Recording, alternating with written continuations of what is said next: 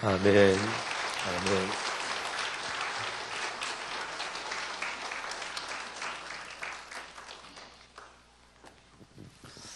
네, 찬양 참 잘 해주셨습니다. 우리 아버지 하나님께서 영광을 받으셨고 또 크게 은혜가 됐습니다. 우리 권사님들 주님의 이름으로 축복합니다. 우리 안수 집사님들도 주님의 이름으로 축복합니다. 매번 월상 예배 때마다 또 그렇게 간식으로 섬겨주시는 그 봉사 하나님께 크게 영광이 되는 일이고 또 고맙습니다. 우리 권사님들 찬양대가 찬양해 주신 그 가사처럼 주님께서 어질고 또 넉넉한 목자가 되셔서 우리 모두의 10월 한 달 하루하루 축복하시고 지켜주시기를 주의 이름으로 축복합니다. 또 여러분 가정에 여러 가지 기도 제목들, 또 해결해야 될 문제들, 또 풀어야 될 일들 하나님께서 해결해 주시고 또 풀어주시고 또 그런 문제들을 이렇게 끌어안고 애쓰는 그 과정에서 주님의 뜻을 깨닫는 그런 은혜가 있기를 주의 이름으로 축복합니다. 요한복음 11장 53절부터 57절까지입니다. 요한복음 11장 53절부터 57절까지 말씀입니다.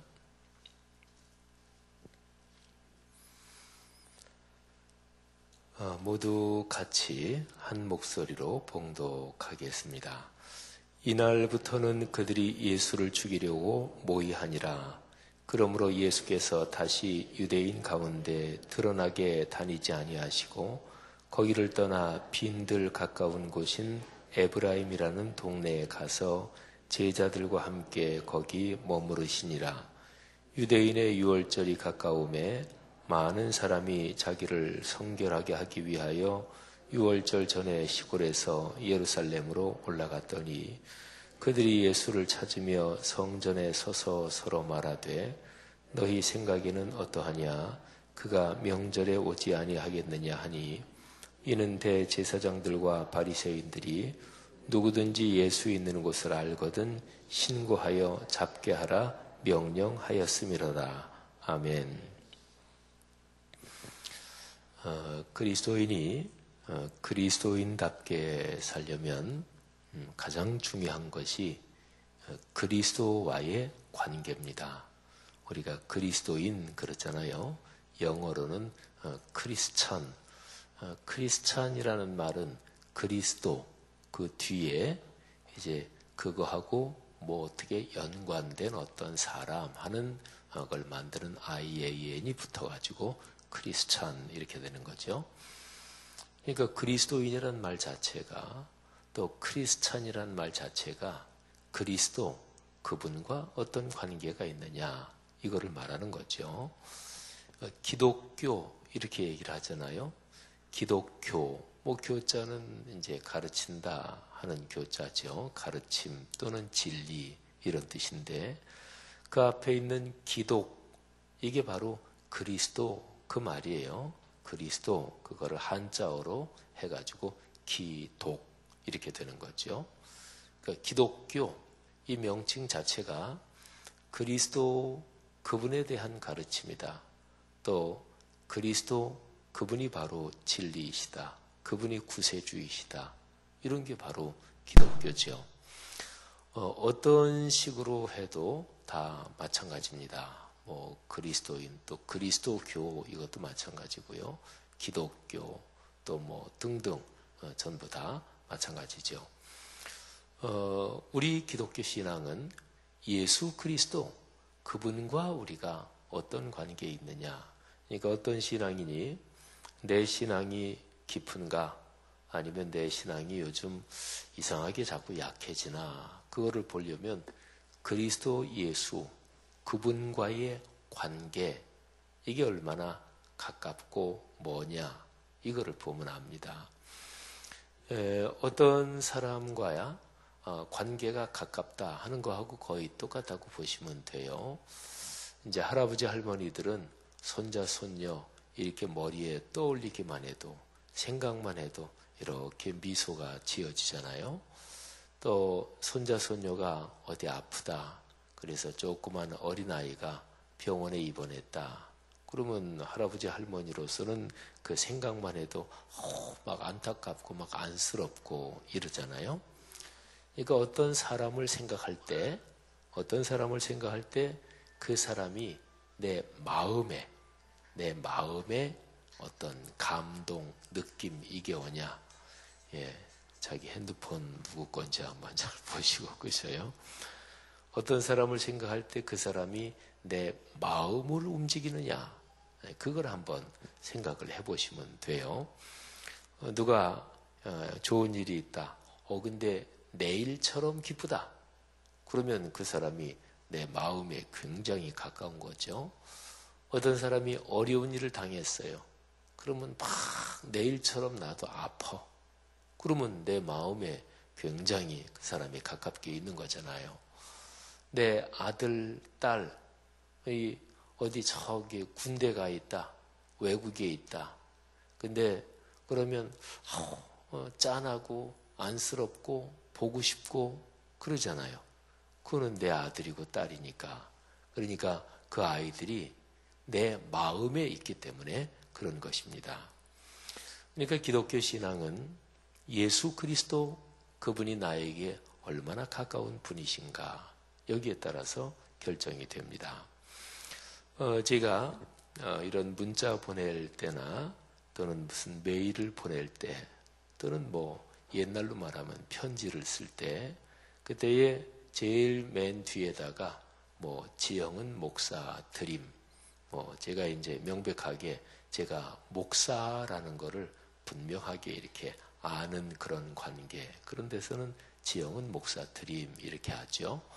근데 이제 꼭 제가 목사라는 것 때문에 저를 아는 사람이 아니고 뭐 사회적인 관계 속에서 또 그분이 그리스도인이 아닐 수도 있고 또는 그분이 예수 믿는 사람이기는 해도 뭐 제가 목사라는 것 때문에 이렇게 뭐 알게 되고 뭐 그렇지 않은 경우에는 그냥 지영은 목사 드림 이렇게 안 하고 목사자를 빼고 지영은 드림 뭐 이렇게 하는데요. 근데 그 앞에다가 제가 가장 잘 쓰는 말이 그리스도 안에서 이 표현입니다. 그리스도 안에서 지영은 목사 드림 또는 그리스도 안에서 지영은 드림 이 표현을 제가 굉장히 잘 씁니다. 근데 그리스도 안에서 그 표현은요 신약 성경에 무지무지하게 많이 나오는 얘기입니다. 신약 성경이 다 해서 27개의 책이죠. 27권. 근데 그 중에서 13개를 사도 바울이 썼어요. 13개. 그러니까 거의 뭐 책 권수로만 말하면 거의 절반 가까이 되죠. 뭐 분량으로는 뭐 절반까지는 안 돼요. 근데 어쨌든 굉장히 신약 성경의 많은 부분을 사도 바울이 썼죠. 근데 사도 바울이 쓴 편지 또는 뭐 로마서 이런 거를 다 보면 거기에 그리스도 안에서 이게 굉장히 중요합니다. 신약 성경은 헬라어로 쓰여졌거든요. 그래서 그 헬라어로 발음하면 엔 크리스토 이렇게 됩니다. 크리스토, 뭐 그리스도 이거 뭐 비슷하죠. 그리고 영어로 어디 안에서 그러면 인 이렇게 되잖아요. 근데 헬라어로도 엔 크리스토 비슷합니다.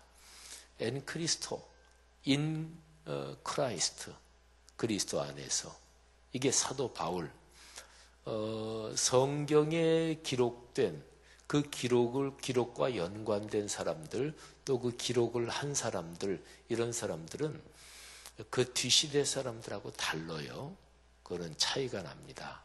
말하자면 뭐 사도 요한도 그렇고 또 무슨 뭐 마태도 그렇고 또 뭐 이런 성경에 기록된 그 글을 쓴 사람들은 하나님께서 예수 그리스도의 복음에 관해서 아주 특별하게 사용하신 사람들이에요.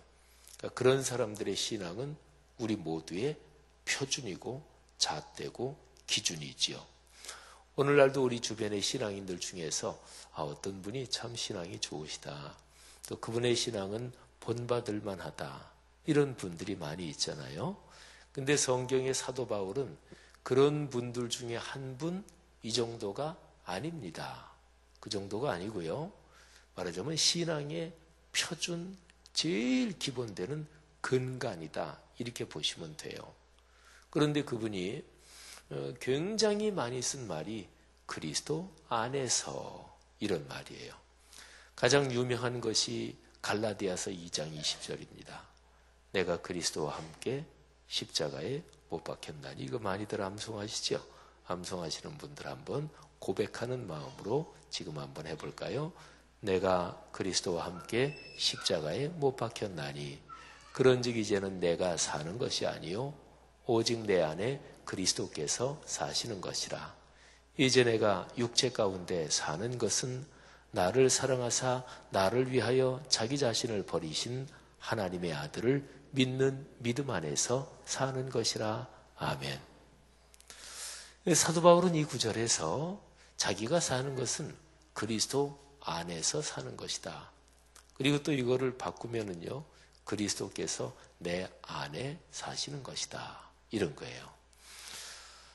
그리스도 안에서, 이 말은 기독교 신앙의 가장 심장과 같은 표현이다, 이렇게 볼 수가 있습니다. 그러면 우리가 이렇게 생활하면서 그리스도, 예수, 이분을 생각하면 내 마음이 어떤가 한번 생각해 보세요. 그리스도가 바로 예수라는 이름을 가지고 2000년 전에 사셨던 바로 그분이에요. 그래서 그리스도 예수 또는 예수 그리스도. 여러분, 그리스도 예수, 예수 그리스도, 그분을 이렇게 생각하면 어떤 생각이 드십니까? 뭐 우리가 다 예수 믿는 사람들이니까 그냥 주님, 나의 주님, 뭐 이 정도.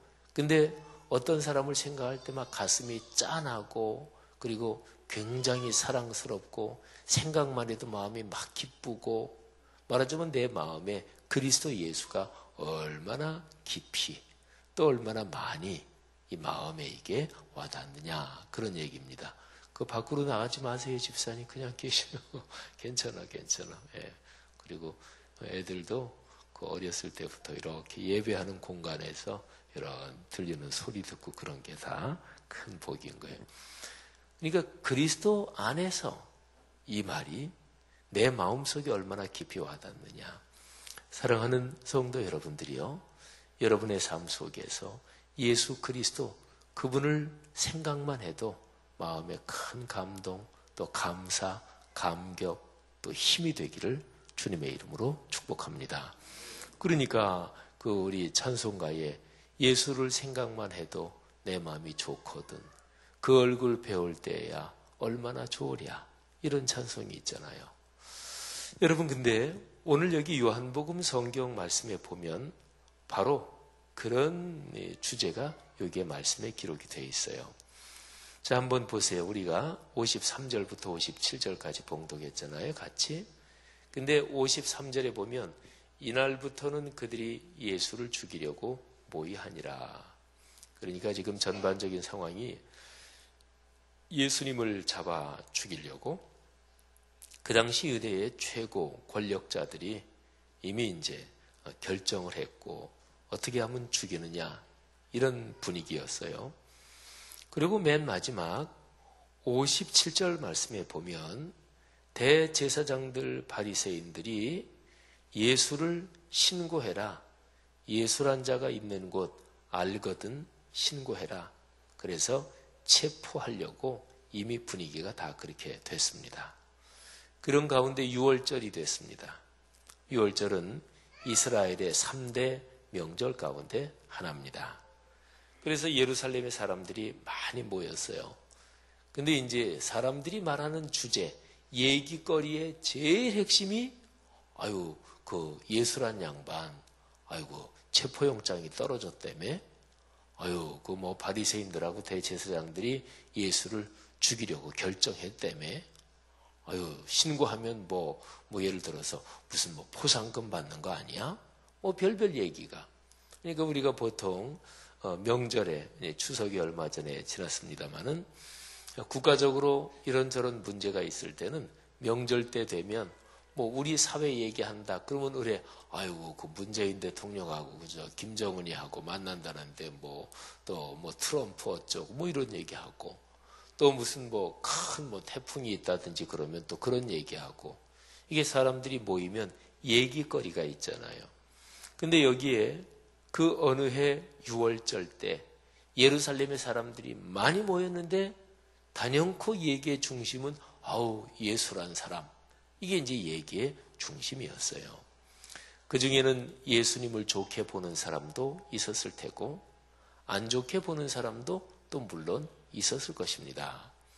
여러분, 이런 상황에서는 사람들이 어떻게 얘기하고 사람들이 어떻게 생각하느냐, 이게 굉장히 중요한 거잖아요. 그죠?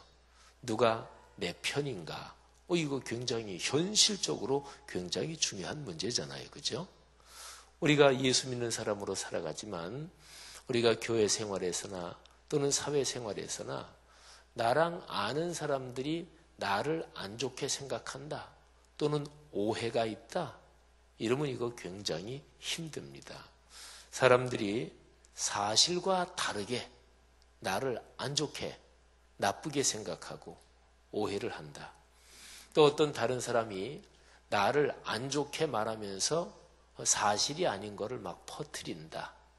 그런데 그런 상황 속에서도 그냥 아무 소리 안 하고 가만히 있는 거, 그거 보통 힘든 일 아니죠. 그죠? 그리고 아무 소리도 안 하고 가만히 있는 거, 그냥 하나님이 다 알아서 하시겠지. 이게 꼭 신앙적인 방법은 아니에요. 아무 소리도 안 해. 난 괜찮아. 사실이 아니니까. 근데 이게 100% 지혜로운 거는 아닙니다. 어떨 때는 그거를 해명을 해야 되기도 하고 지혜로운 방법으로 그거를 해결하기도 해야 돼요. 근데 어쨌든지 간에 사람이 살면서 내가 아는 주변 사람들이 나에 대해서 어떻게 생각하느냐, 그거 굉장히 중요하잖아요. 그죠? 내가 사람과의 관계 속에서 살아가니까 그래요. 그렇게 본다면 오늘 우리가 같이 읽은 이 말씀, 그 당시에 예수님의 상황은 예수님한테 굉장히 안 좋은 거죠. 사람들이 온통 예수님의 얘기를 하면서 이런저런 편한 말로 하면 입방아를 찍기도 하고, 사실이 아닌데 남의 얘기하기 좋아하는 사람은 이랬대 저랬대, 아이고 그 양반 말씀을 좀 잘 가르친다고 하더니 이제 끝났네, 아이고 안 됐다, 이렇게 얘기하기도 하고, 또 평소에도 예수님에 대해서 안 좋게 생각하는 사람도 있었을 거 아니겠어요? 그런 사람들은 뭐라고 얘기했겠어요? 아이고 그러면 그렇지 이렇게도 얘기하고. 그런데 그런 분위기 가운데 예수님은 어떻게 처신을 하셨나? 그게 이제 54절에 나와요. 예수께서 다시 유대인 가운데 드러나게 다니지 아니하시고 거기를 떠나 빈들 가까운 곳인 에브라임이라는 동네에 가서 제자들과 함께 거기 머무르시니라. 아멘. 여러분, 여기 54절에서 아주 중요한 표현이 있습니다. 빈들 가까운 에브라임이라는 동네에 예수님이 계셨다 하는 거죠. 근데 여기서 중요한 것은 빈들이라는 표현이 중요합니다. 성경에 빈들 이렇게 번역된 거하고 광야 이거하고 거의 그냥 비슷하다 이렇게 보시면 됩니다. 예수님은 빈들 가까운 곳 또는 광야 가까운 곳에 계셨습니다. 예수님은 평소에 어디 계시든지 간에 아침 일찍 주님 하나님과 기도하면서 대화하셨고, 또 어떨 때는 밤새도록 그렇게 대화하셨고, 또 기회 있을 때마다 하나님 아버지와 늘 대화하셨어요. 우리가 요즘 보통 하는 기도, 말씀 묵상 이거하고 이제 같다고 보시면 되지요. 예수님은 하나님과 하나님 아버지와의 관계가 늘 끊어지지 않게 굉장히 밀접하셨단 말이에요. 예수님은 상황이 어렵고 또는 현실적인 상황이 복잡해질수록 하나님 아버지와의 관계를 굉장히 깊숙하게 그 관계를 꽉 붙잡으셨다. 이렇게 보시면 됩니다. 근데 예수님께서 하나님 아버지와의 관계를 굉장히 깊이 하시고 하나님을 만나고 그러는 장소, 그러는 시공간, 그 대표적인 표현이 빈들 그리고 광야예요. 여러분 그러면 한번 생각해 보세요.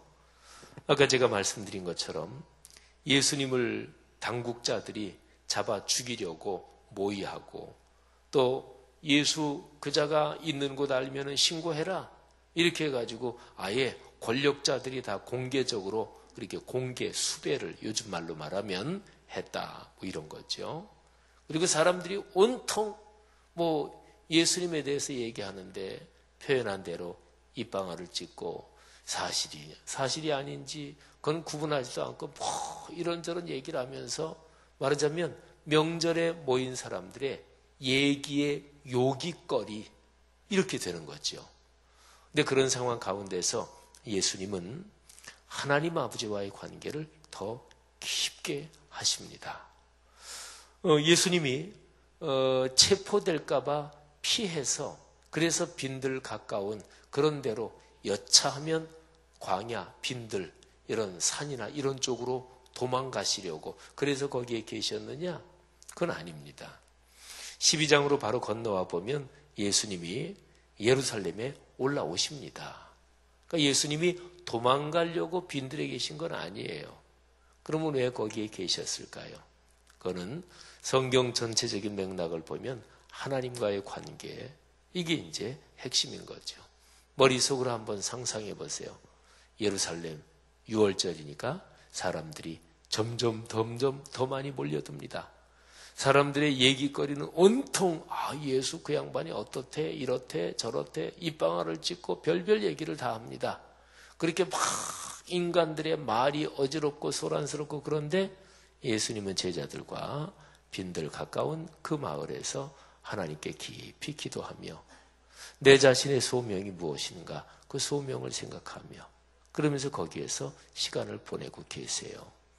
여러분 대조적이잖아요. 그죠? 굉장히 대조적이죠. 전체적인 분위기는 별 얘기가 다 있고 소란스럽고 근데 예수님은 아주 차분히 하나님과 깊은 관계 속에서 기도하고 하나님 아버지의 말씀을 묵상하면서 예수님의 심정은 어떠셨을까요? 그거는 깊은 숲속에 있는 호수처럼 고요하셨을 거예요.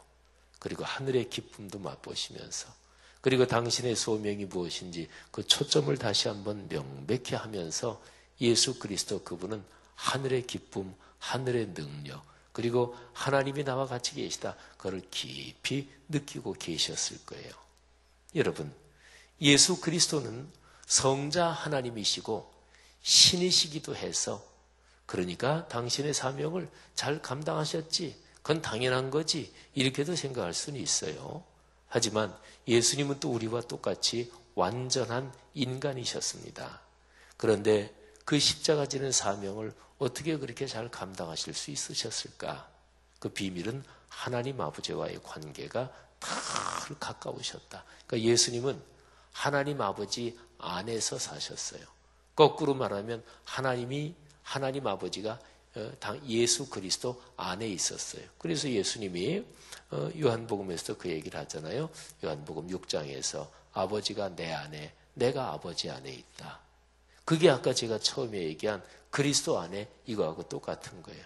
그러니까 예수님으로서는 아버지 안에, 아버지가 내 안에 이런 거고 오늘날의 우리로 말하면 그리스도 안에 또는 하나님 안에, 주님 안에 이런 거죠. 성도 여러분들이요, 신앙생활 하면서 인생길을 걸어가며 제일 중요한 것이 바로 주님과의 관계입니다. 그래서 제가 자주 쓰는 표현으로 말하면 하나님의 임재와 현존 가운데서 사는 것이지요. 하나님께서 그렇게 이 10월 한 달을 여러분을 축복하시기를 바랍니다. 여러분의 가정과 가문 또는 아이들 또는 후손들 늘 주님 안에서 이 10월 한 달을 걸어가며 주변의 어떤 상황 속에서도 흔들리지 않고 주님이 주시는 복을 넉넉하게 누리시기를 주님의 이름으로 축복합니다. 여러분의 아들, 딸, 손녀, 손자를 위해서 해줄 수 있는 가장 커다란 선물은 그들을 위해서 기도하는 것입니다. 그래서 하나님께서 하나님의 임재와 현존이 그들의 삶에 늘 같이 하시도록 기도하는 것, 가장 커다란 선물이고 힘이죠. 예배의 중심으로 기도와 말씀, 바로 말씀 묵상으로 걸어가는 10월 한 달 되시기를 바랍니다. 기도하겠습니다. 들은 말씀을 가슴에 끌어안고 각자가 다 같이 통성으로 기도하시다가 자유롭게 돌아가시겠습니다. 그리고 안수기도를 받으실 분은 차례로 앞으로 나오시면 안수기도를 해드리도록 하겠습니다. 나라와 민족을 위해서 기도하시기를 바라고요. 또 여러분의 가정과 가문 이런저런 여러 가지 문제를 위해서 기도하시기를 바랍니다.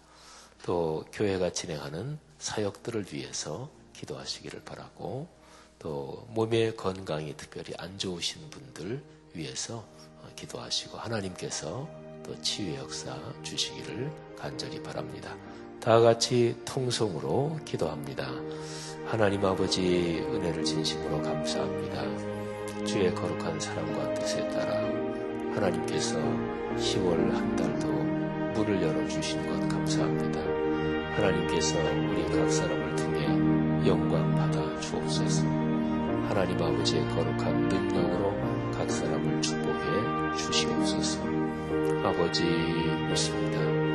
우리 성도들 가운데 병약한 성도들 하나님 몸의 질병에서 노연하게 하옵소서. 의약을 통해서 역사하시고 하나님의 권능을 통해서 역사하시고, 그런데 그런 질병 가운데 주님의 뜻을 깨닫게 하시고 영적으로 성숙하게 도와주옵소서. 우리 교회가 진행하는 사역들 하나님 아버지께 영광이 되게 하시고, 또 하나님께서 성도들의 가정 가문의 사업과 직장과 여러 종류의 경제 활동을 축복해 주옵소서. 젊은이들을 특별히 축복하시고, 또 성도들 가정에 내와 내 사랑이 깊어지며 부모와 자녀 간에 하나님의 거룩한 안중이 넉넉하기를 바랍니다. 우리 결혼할 정년기가 된 우리